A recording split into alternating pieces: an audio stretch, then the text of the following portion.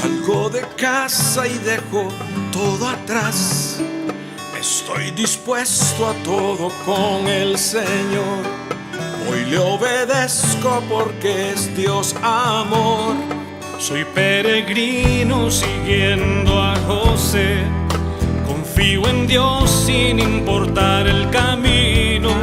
Sé que hay un plan de amor para mí, que al final me salvará de Egipto. Este es mi credo, credo, credo. Grita que Dios es la razón de mi fe. Este es mi credo, credo, credo. Soy peregrino porque voy junto a Él. Voy caminando con la iglesia. Nubes de fieles van hacia Él. Testigos de amor cuentan con su vida esta historia hasta la eternidad.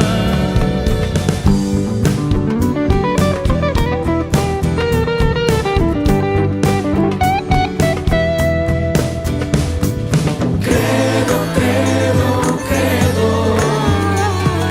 Credo, credo, credo.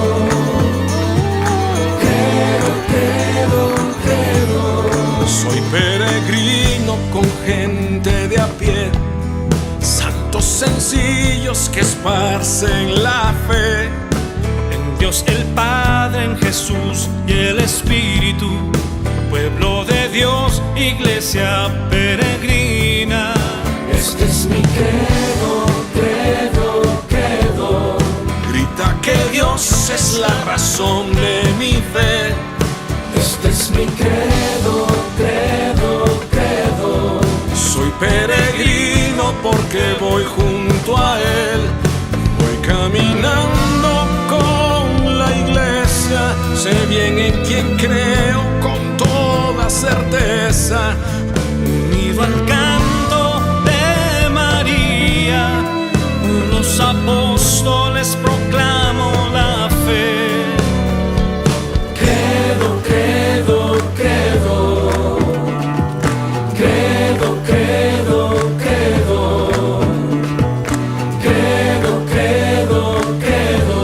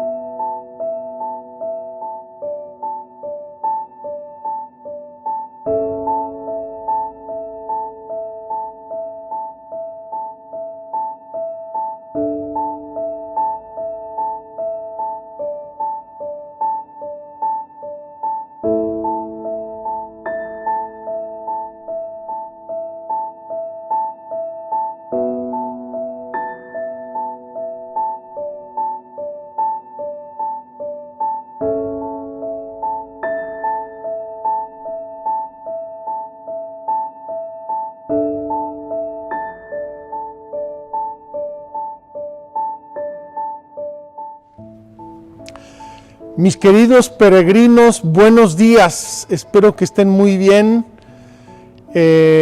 Hoy tengo muchísimo entusiasmo especial por una razón muy sencilla. Hoy es el día 20 de nuestra peregrinación. Si estuviéramos en un paseo a la montaña, hoy habríamos llegado a la cima y mañana comenzamos la bajada de los 40 días de nuestra cuaresma. Es un día muy especial, vamos a tener una misa especial, extraordinaria, y quiero introducir brevemente dónde estamos y qué vamos a hacer, porque me parece importantísimo con el tema de nuestra peregrinación. Déjenme dejar esto porque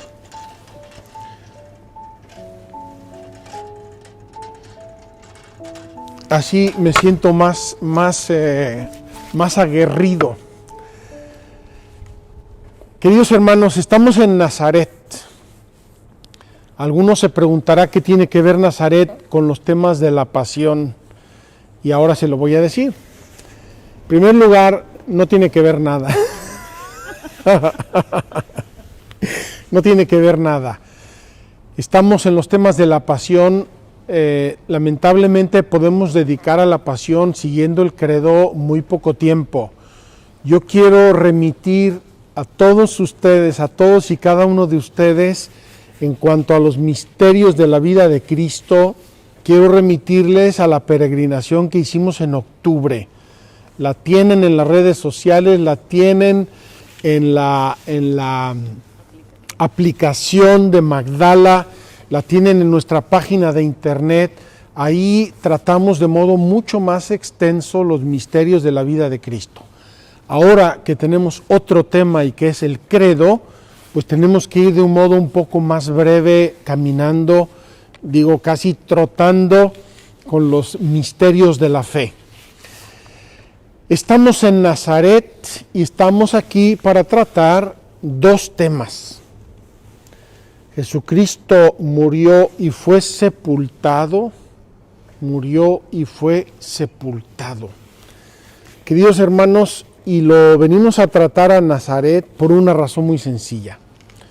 Estamos en el convento y casa de peregrinos de las Hermanas de Nazaret, una congregación religiosa de origen francés que se estableció aquí en Nazaret hacia el año 1855. Construyeron este bellísimo complejo en 2 o 3 fases y les ocurrió un incidente o dos muy providenciales que quiero referir brevísimamente. El primero es el siguiente.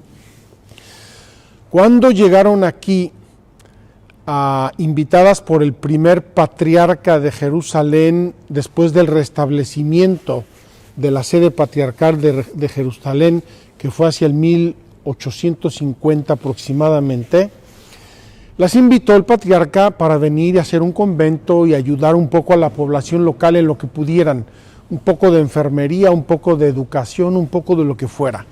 Nazaret en ese tiempo era una pequeñísima ciudad, pueblito, aldea, no sé cómo llamarlo. Imagino que había poco más que camellos, burros y pocos habitantes. Era una ciudad pequeñísima, muy pobre, muy necesitada. Las hermanas empezaron a buscar un terreno para construir su convento y buscando, luego les mostramos, estamos a 100 metros de la Basílica de la Anunciación. Estamos a 100 metros de la Basílica de la Anunciación, o sea, 30 segundos caminando, para que se hagan una idea y luego la vamos a ver.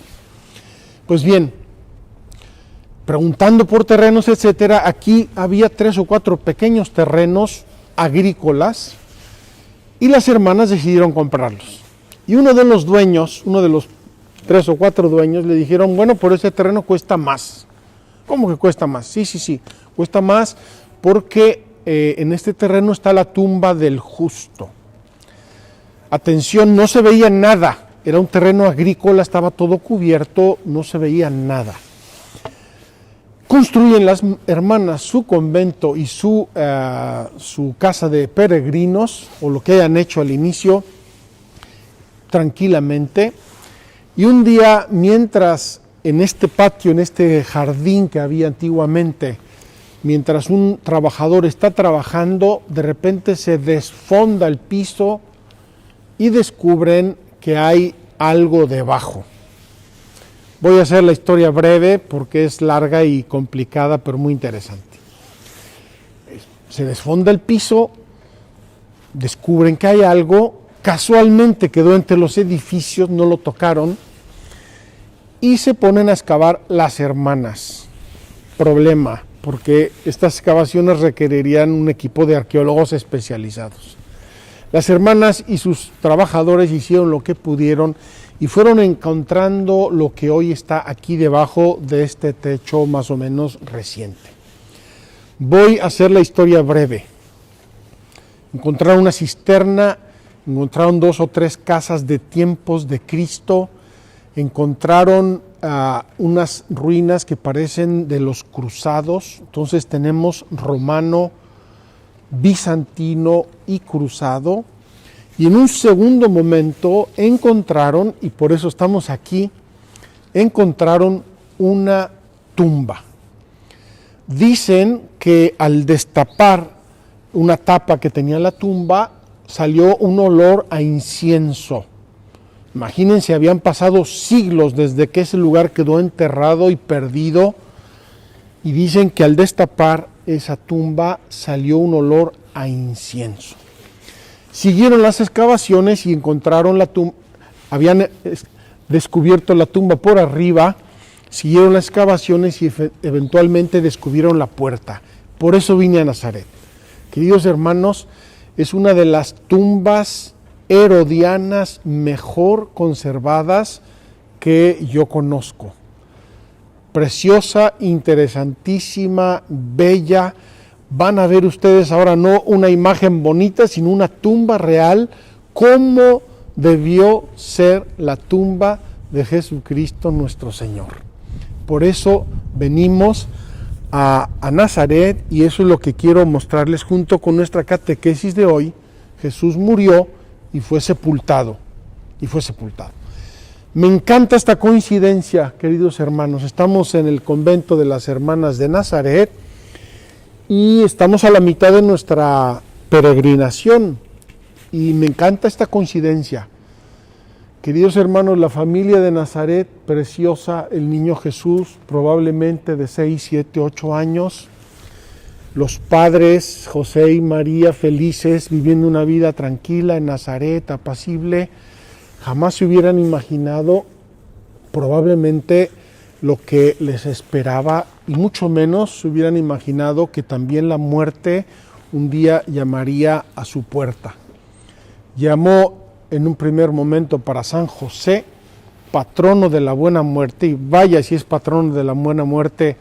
María y Jesús estuvieron en su lecho de muerte rezando por él, acompañándolo a bien morir, y después la muerte del mismísimo Jesucristo, Hijo de Dios. Por eso me parece muy pertinente, muy oportuno, muy significativo. Estamos tocando aquí, como ustedes pueden ver, ya muchos misterios de lo que hemos venido hablando, y sobre todo llegamos, voy a tomar una expresión del mismo Evangelio de San Juan: si el grano de trigo no cae en tierra y muere, no lleva fruto, pero si muere, lleva mucho fruto. Estamos en el centro de la peregrinación de nuestra fe, el día 20, y hoy vamos a depositar a Jesús en el sepulcro, porque murió, verdaderamente murió en su humanidad, murió, fue sepultado.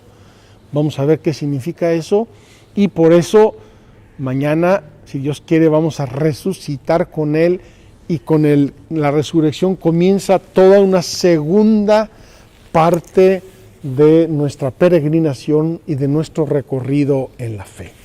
Acompáñenme, vamos a entrar en la así llamada tumba del justo. Hay una hipótesis poco fundada, poco documentada, pero no se puede excluir del todo que esa tumba del justo haya sido la tumba de San José. No lo podemos saber, pero extraña que cuando vinieron las hermanas en el año 1855 hayan comprado un terreno que por tradición oral se llamaba la tumba del justo. Si es la de San José, la vamos a besar por si es, y si no es, también nos da la idea de lo que es una tumba del periodo herodiano. Vengan conmigo y vamos a entrar en la tumba del justo.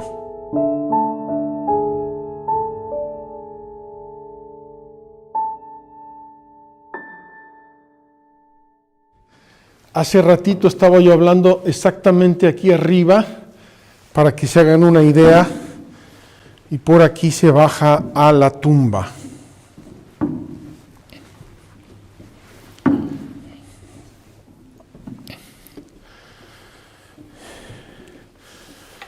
Aquí Aquí hay que bajar con atención.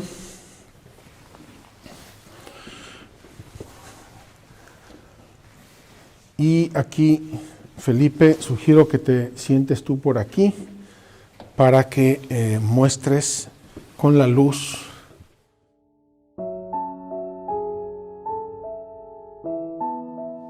Queridos amigos, vean qué maravilla la piedra redonda que cubría la puerta de la tumba.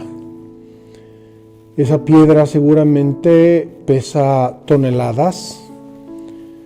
No sé exactamente qué técnica tenían en aquel tiempo para mover una piedra así tan grande. Por eso las mujeres, cuando van al sepulcro por la mañana, el domingo de la resurrección, dicen: ¿quién nos moverá la piedra de la tumba? Entonces esa piedra se movía probablemente con unos palos, con unas cuñas, y dentro colocaban a los muertos. Quiero que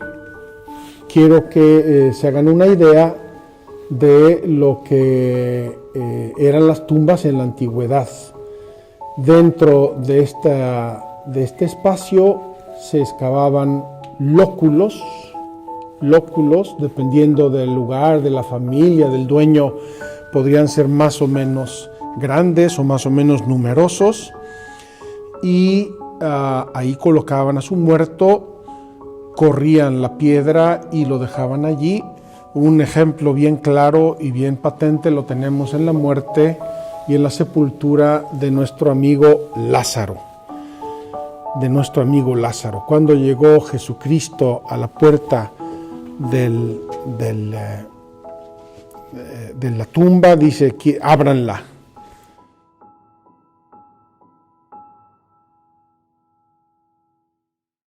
Qué maravilla, a mí me da muchísima envidia, porque, queridos hermanos, miren en dónde estamos. Delante de una tumba que con una cierta probabilidad fue la tumba de San José, con una cierta probabilidad, no podemos afirmarlo de ningún modo, en modo absoluto, pero que nos recuerda, es de tiempos de Herodes. Esa es la típica tumba herodiana.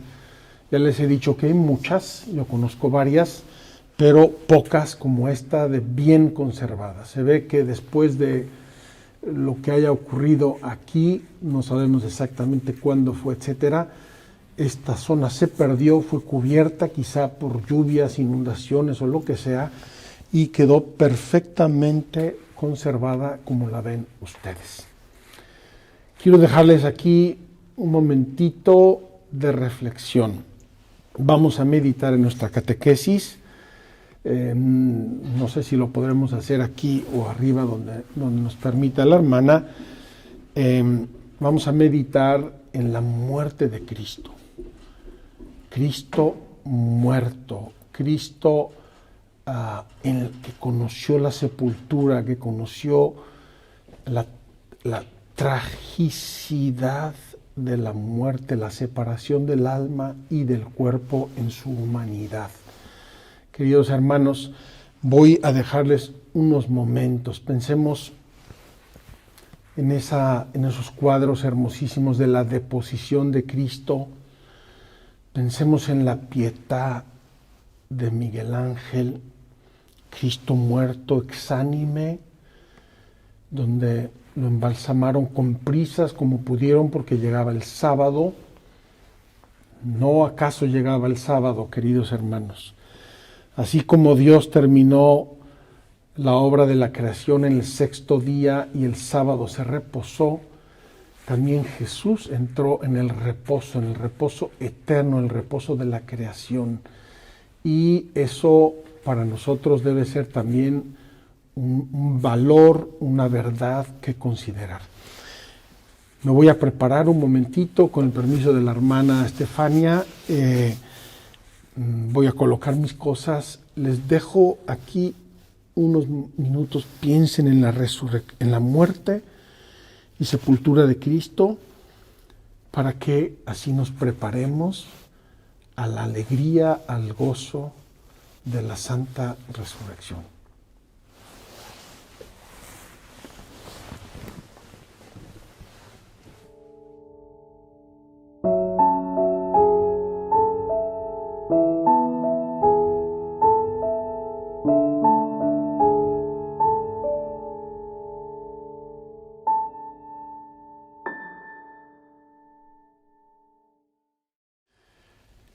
Queridos amigos, no puedo expresarles lo que para mí, sacerdote y peregrino en la fe como ustedes, significa poder hacer esta meditación aquí, delante de esta tumba. Nunca había yo meditado la pasión de Cristo y la sepultura de Cristo como hoy.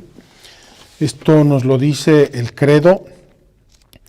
Y quiero recordar brevísimamente el símbolo apostólico.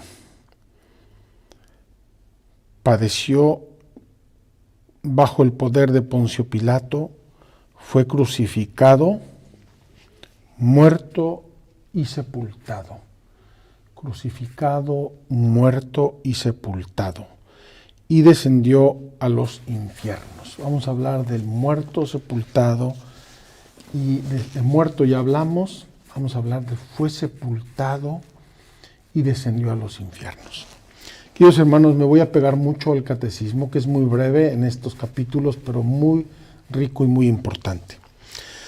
Por la gracia de Dios, gustó la muerte para bien de todos, nos dice la carta a los Hebreos.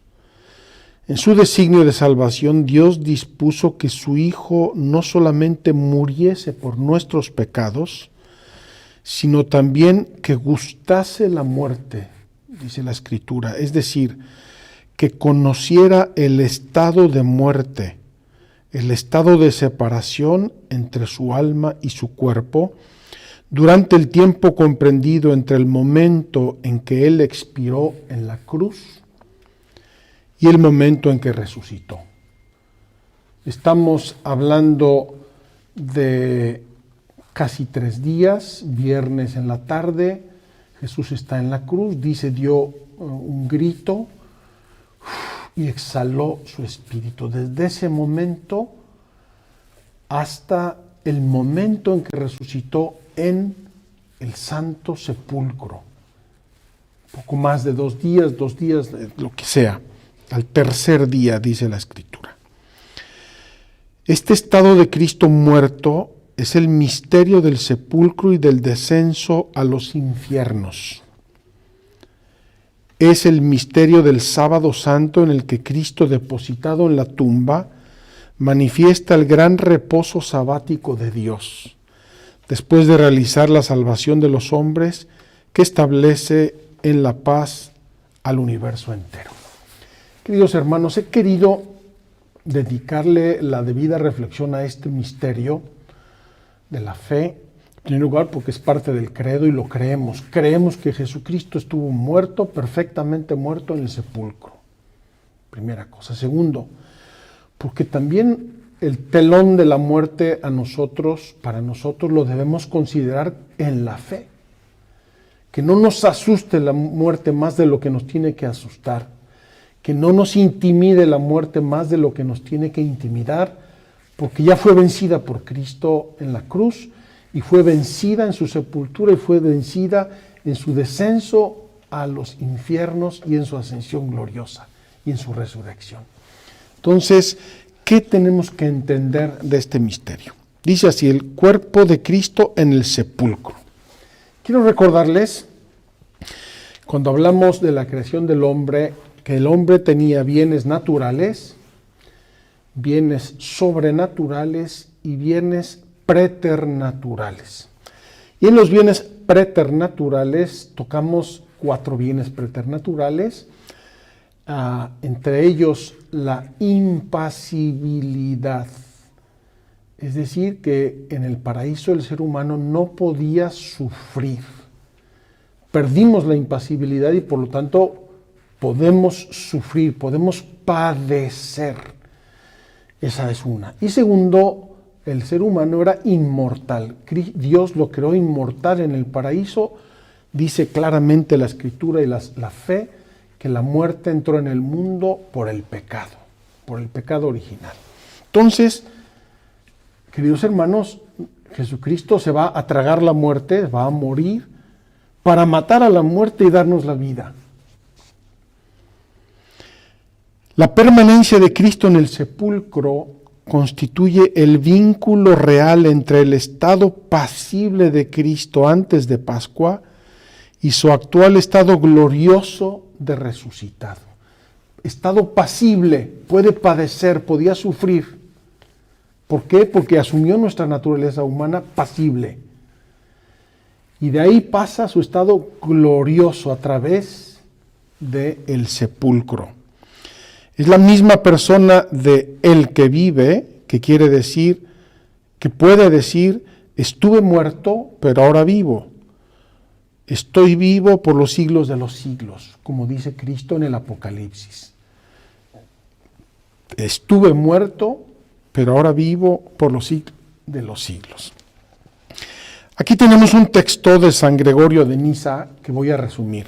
Dice San Gregorio de Niza que la muerte separó el cuerpo del alma de Jesucristo. Estamos hablando en este caso, obviamente, de su humanidad, perfecto hombre.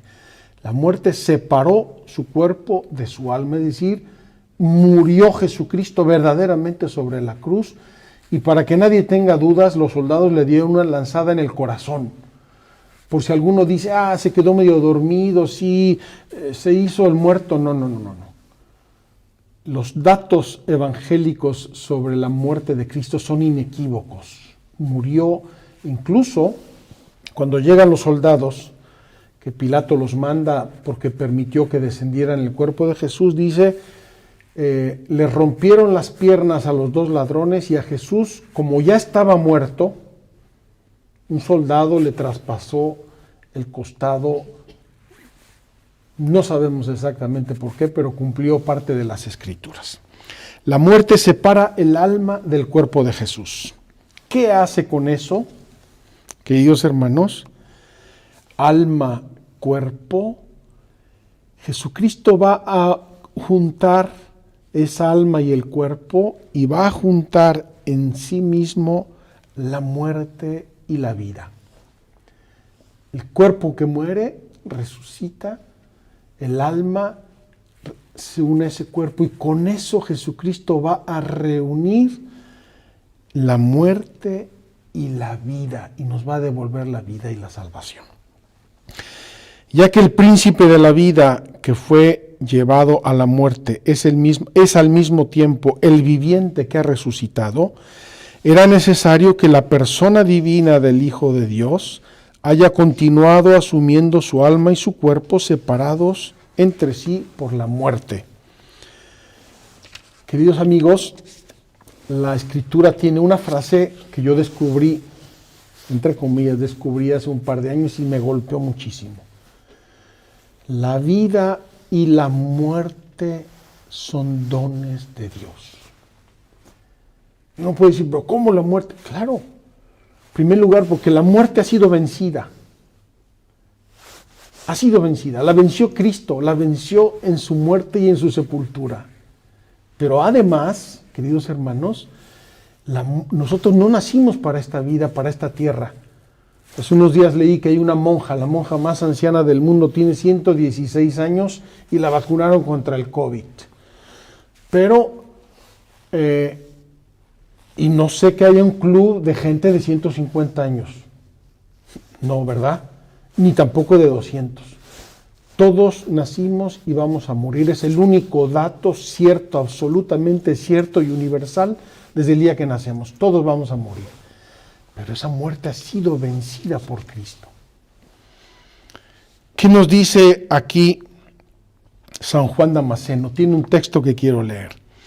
Aunque Cristo en cuanto hombre se sometió a la muerte y su alma santa fue separada de su cuerpo inmaculado, Sin embargo, su divinidad no fue separada ni de una ni de otro. Esto es, ni del alma ni del cuerpo, y por tanto, la persona única no se encontró dividida en dos personas, porque el cuerpo y el alma de Cristo existieron por la misma razón desde el principio en la persona del Verbo. Esto ya lo tratamos a propósito de la encarnación. Y en la muerte, aunque separados el uno de la otra, permanecieron cada cual con la misma y única persona del Verbo.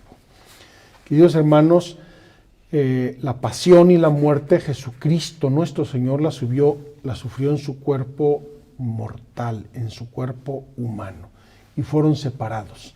Pero tanto el cuerpo de Cristo que estuvo en la tumba, como su alma, y ahora vamos a ver dónde fue su alma, permanecieron unidas a la segunda persona de la Santísima Trinidad. Y esta unión, no lo he mencionado mucho, es un concepto teológico, es debido a la unión hipostática, es decir, naturaleza divina y naturaleza humana en Cristo, unidas en una única persona, que es la persona de Jesucristo, el Hijo eterno de Dios. No dejarás que tu santo vea la corrupción. La muerte de Cristo fue una muerte verdadera en cuanto que puso fin a su existencia humana terrena. Queridos hermanos, la humanidad de Cristo es una criatura, como todas las criaturas del mundo. Por eso nació de la Virgen María. Es una criatura y como tal tenía un fin. Y ese fin fue en la cruz. Su muerte puso fin a su vida terrena. Pero a causa de la unión que la persona del Hijo conservó con su cuerpo, este no fue un despojo mortal como los demás, porque no era posible que la muerte lo dominase. Y por eso la virtud divina preservó de la corrupción al cuerpo de Cristo. De Cristo se puede decir a la vez, fue arrancado de la tierra de los vivientes, y mi carne reposará en la esperanza de que no abandonarás mi alma en el infierno, ni permitirás que tu santo experimente la corrupción. La resurrección de Cristo al tercer día es el signo de ello, también porque se suponía que la corrupción se manifestaba a partir del cuarto día. Esta es una reflexión teológica y terminamos con este tema diciendo el bautismo, queridos hermanos, sobre todo en su versión original, es un morir cuando nos sumergen en el agua. El bautismo por inmersión, nos sumergen en el agua, nos meten en la muerte de Cristo y salimos del agua resucitados con Él. La vestidura blanca de los niños, queridos hermanos, en el bautismo, no es que esté blanca y muy bonita, es blanca del cadáver. No sé si lo sabían. La vestidura blanca del bautismo es la blancura del cadáver. ¿Por qué? Porque expresa también que morimos al hombre viejo, morimos en Cristo y resucitamos con Él a la gracia, a la vida de la gracia. Jesucristo descendió a los infiernos. Hace poco una persona me escribió y me dijo, Padre, por favor explíquenos cómo descendió a los infiernos. Aquí va la explicación. Mientras su cuerpo estaba en la tumba, ¿qué pasó con su alma? Que ya vimos que estaba en todo caso unida a su divinidad, a la persona de la segunda persona de la Santísima Trinidad. Dice así el Catecismo. Jesús bajó a las regiones inferiores de la tierra. Este que bajó es el mismo que subió, nos dice la carta a los Efesios.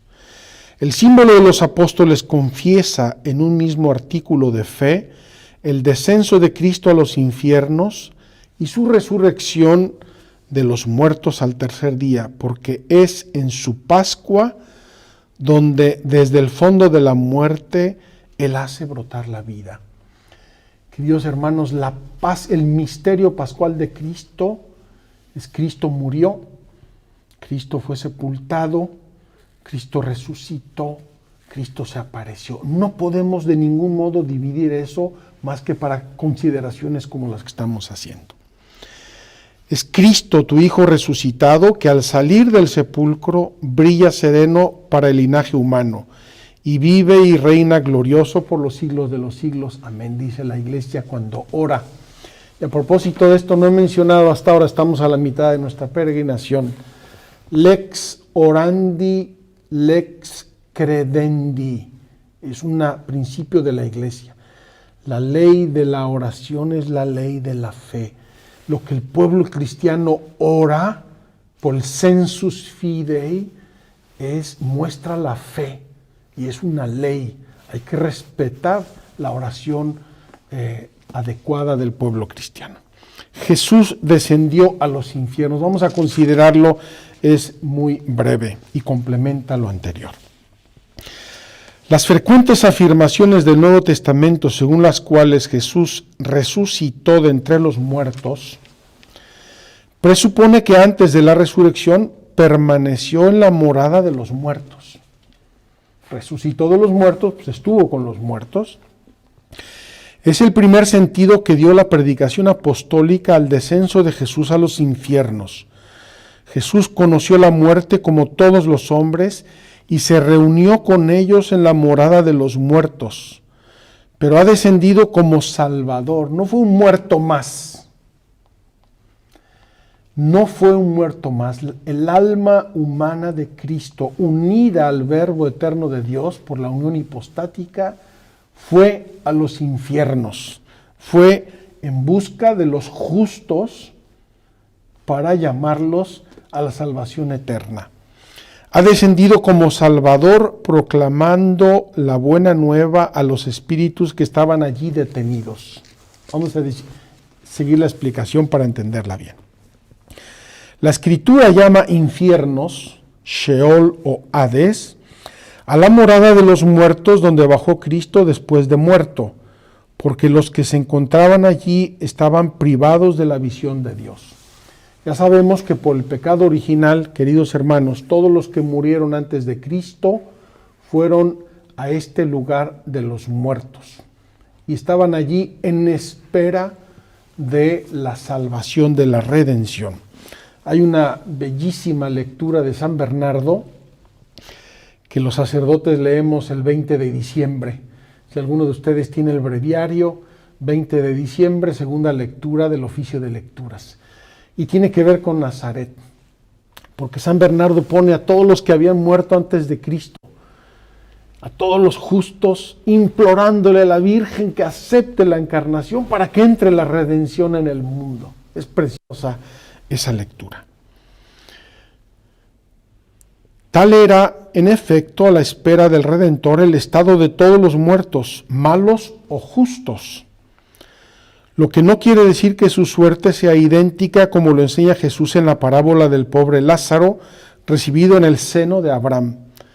Son precisamente estas almas santas que esperaban a su libertador en el seno de Abraham, a las que Jesucristo liberó cuando descendió a los infiernos.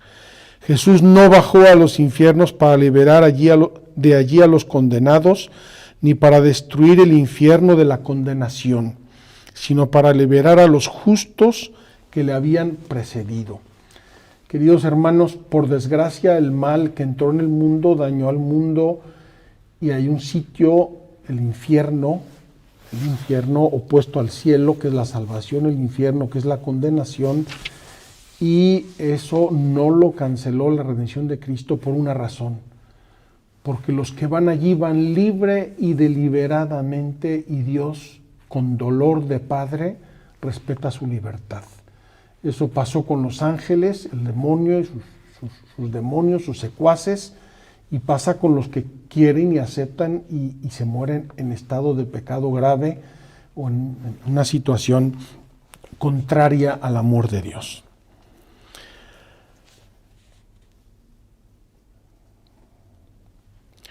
Hasta a los muertos ha sido anunciada la buena nueva.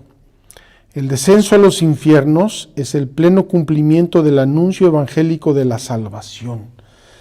Es la última fase de la misión mesiánica de Jesús, fase condensada en el tiempo, pero inmensamente amplia en su significado real de extensión de las obras redentoras a todos los hombres de todos los tiempos y de todos los lugares, porque todos los que se salvan se hacen partícipes de la redención. Es decir, cuando Cristo muere en la cruz y aniquila la muerte, los justos que habían muerto antes de él son sacados de este lugar de los muertos, seno de Abraham, lo llama aquí también, y son llevados al paraíso. Hay una bellísima lectura que rezamos los sacerdotes en el breviario en el sábado santo, donde Jesús va y despierta a Adán y le dice: ven, salgamos de aquí, que ya me entregué yo por ti. Y va describiendo un poco los pecados de Adán y los méritos de Cristo. Cristo, por tanto, bajó a la profundidad de la muerte para que los muertos oigan la voz del Hijo de Dios y los que la oigan vivan. Esto dice Jesús en el Evangelio de Juan. Jesús, el príncipe de la vida, aniquiló mediante la muerte al Señor de la muerte, es decir, al diablo, y libertó a cuantos por temor a la muerte estaban de por vida sometidos a la esclavitud. En adelante, Cristo resucitado tiene las llaves de la muerte y del infierno, dice el Apocalipsis, y al nombre de Jesús toda rodilla se doble en el cielo, en la tierra y en los abismos. Queridos hermanos, sé que son conceptos serios. Tenemos que tener siempre en la mente el unus de Trinitate. Uno de la Trinidad es el que realizó la obra de la redención. Ese unus de Trinitate es Jesucristo, el Verbo eterno de Dios, que tiene dos naturalezas, divina y humana. La naturaleza humana de Cristo no puede sufrir porque es Dios, no puede morir porque es Dios. Su naturaleza humana sufre, se separan el cuerpo y el alma. El cuerpo acaba en una tumba como esta, su alma va a los infiernos a sacar a los justos que habían muerto antes de su pasión gloriosa y su resurrección, y se los lleva al cielo. Voy a leer un poquito de esa catequesis que leemos los sacerdotes el sábado santo. Preciosísima catequesis, me fascina, y con eso terminamos. Un gran silencio envuelve la tierra, un gran silencio y una gran soledad. Un gran silencio porque el rey duerme. La tierra está temerosa y sobrecogida porque Dios se ha dormido en la carne y ha despertado a los que dormían desde antiguo. Va a buscar a nuestro primer padre como si éste fuera la oveja perdida. Quiere visitar a los que viven en tinieblas y en sombras de muerte. Él, que es al mismo tiempo Dios e Hijo de Dios, va a librar de sus prisiones y de sus dolores a Adán y a Eva. Yo soy tu Dios, que por ti y por todos los que han de nacer de ti, me he hecho tu Hijo. A ti te mando, dice Jesús a Adán. Despierta tú que duermes, pues no te creé para que permanezcas cautivo en el abismo. Levántate de entre los muertos, pues yo soy la vida de los muertos. Queridos amigos, queridos hermanos, qué hermoso lugar para hacer estas reflexiones. Una tumba que no nos da miedo, una tumba que nos da esperanza, una tumba que es el paso obligado de todos los seres humanos y por tanto también de Jesús en su humanidad para la eternidad, gracias a la resurrección de Jesús. Yo quiero dejarles aquí unos momentos de silencio, de reflexión. He querido poner aquí nuestra lamparita encendida, porque si hay un lugar donde esa lámpara está encendida, es la puerta del sepulcro vacío. Queridos hermanos, aquí Jesús nos sacó de la muerte a los antiguos, a los de su tiempo y a los del futuro y a los de todos los tiempos, porque es su muerte y su resurrección las que nos han salvado. Agradezcámosle a Cristo que haya querido ser semilla que cayó en la tierra y murió para dar vida, para darnos la vida. Cristo, creo que has resucitado. Cristo, creo que moriste por mí. Cristo, creo que estuviste en el sepulcro. Ayer vimos su cuerpo muerto en la exposición de la sábana santa. Imaginémoslo, ese cuerpo muerto aquí en la tumba, en este silencio, y preparémonos con él para la alegría y el gozo de la resurrección.